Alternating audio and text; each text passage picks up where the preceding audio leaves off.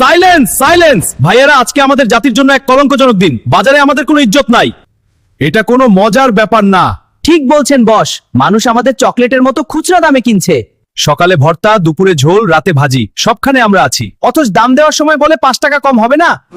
আমি তো আগেই বলছিলাম ভাই, সবার সাথে মিশতে যেও না, একটু ভাব নিয়ে চলো, তাহলেই দাম বাড়বে।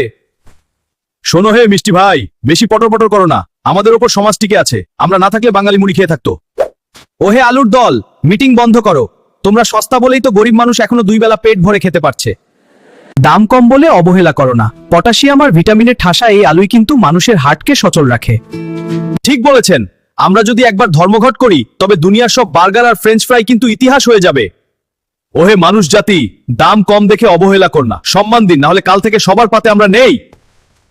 স্যার স্যার, খবর পাইছি, কালা আলু আর সাদা আলুর মধ্যে ডাঙা লাগছে। একজন বলছে আমি দেশি, আরেকজন বলছে আমি ক্লাসি।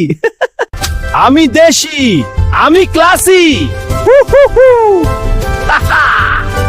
মনে রাখবেন, যার কেউ নাই তার আলু আছে।